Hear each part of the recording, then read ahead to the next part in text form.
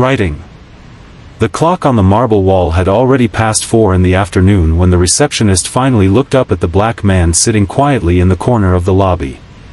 He had arrived at 8 that morning, wearing a carefully pressed charcoal suit, carrying a worn leather folder against his chest, and holding the hand of his 9-year-old daughter before she had gone to school.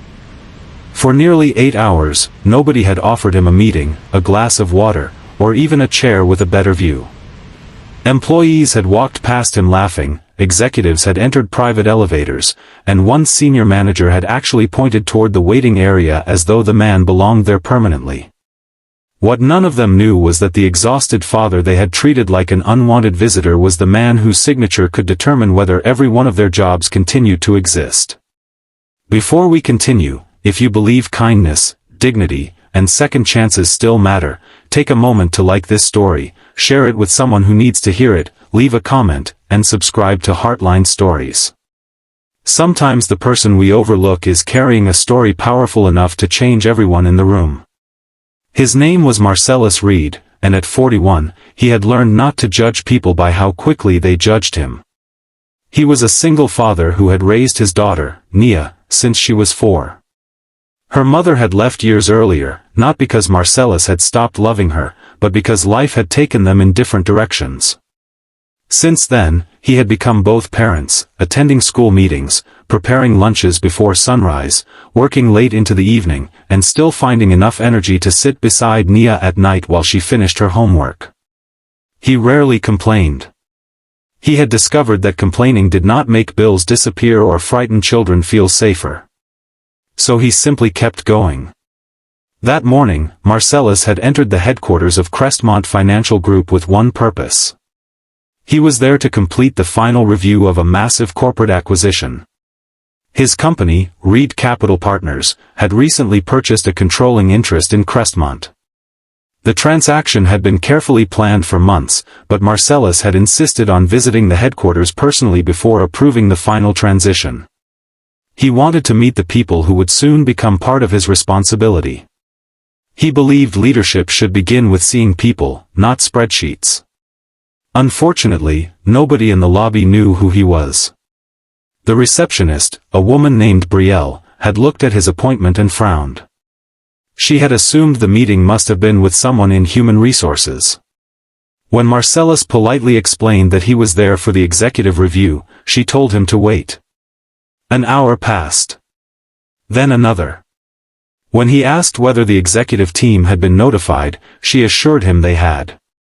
They had not.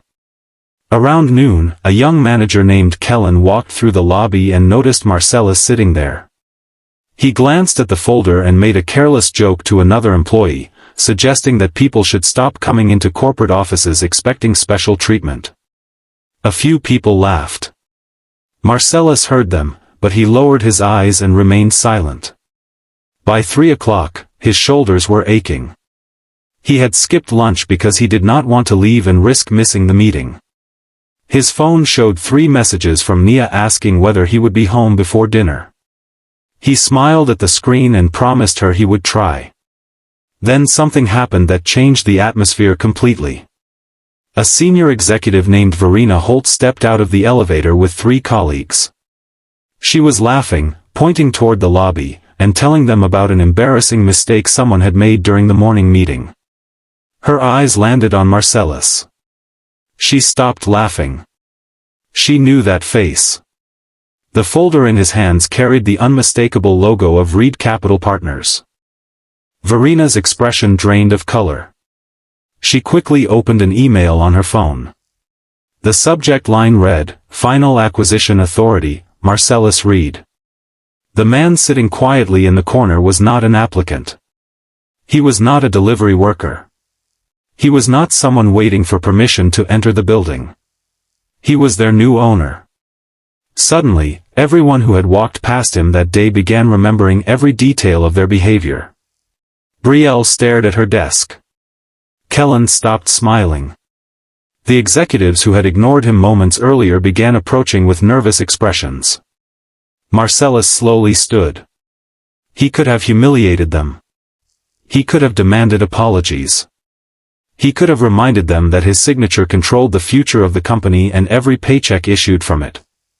Instead, he looked around the lobby and noticed something nobody else seemed to notice: a young security guard quietly helping an elderly visitor find the right elevator. Marcellus walked over and thanked him. That small gesture made the executives even more uncomfortable. Then Marcellus turned toward the group and calmly explained why he had spent the entire day waiting. He said he had wanted to see how people treated someone they believed had no power. He had received his answer. But he also said something they never expected. He would not fire everyone. He would not destroy careers over one humiliating day. Instead, he wanted the company to change the way it treated people who entered its doors. Receptionists would be trained to treat every visitor with respect. Managers would be evaluated not only by profits but by how they treated employees and strangers. And every executive would spend one day working in the lobby, listening to people whose names rarely appeared in boardroom presentations. Kellen looked devastated, expecting the worst. Marcellus simply told him that mistakes did not have to become identities, but refusing to learn from them was a choice. The next morning, something unexpected happened. Marcellus returned to the lobby with Nia before taking her to school. He showed her the same chair where he had spent most of the previous day. She looked at him with concern, but he smiled and told her that sometimes life teaches lessons in uncomfortable places. Then he handed her a small notebook. On the first page, he had written one sentence: "Never confuse someone's position with their worth." Months later, Crestmont was a different company. The lobby became known for kindness rather than intimidation. Employees began greeting visitors by name. The young security guard received a promotion. Brielle became one of the strongest advocates for the new visitor program. Even Kellen changed, becoming the first manager to volunteer for community outreach. Marcellus never forgot that day, but he also never allowed it to make him bitter. Because he understood something powerful: having the authority to punish someone is not the same as having the wisdom to change them. And sometimes the greatest victory is not watching the people who underestimated you fall. It is watching them become better because you chose not to. If this story touched your heart, please like the video, share it with someone who believes people deserve dignity, and subscribe to Heartline Stories for more stories that remind us that kindness can appear in the most unexpected places. And before you leave, please comment one word: respect. Let it be your reminder that every person you meet is carrying a story you may know nothing about. Marcellus left the building that afternoon holding Nia's hand, the same way he had years earlier when life first forced him to become both father and mother. The sun was still shining through the glass towers, painting the sidewalk in warm gold. He looked back at the building for a moment, then smiled and walked away. He had arrived as a man they refused to see. He left knowing that, finally, they had learned how to look.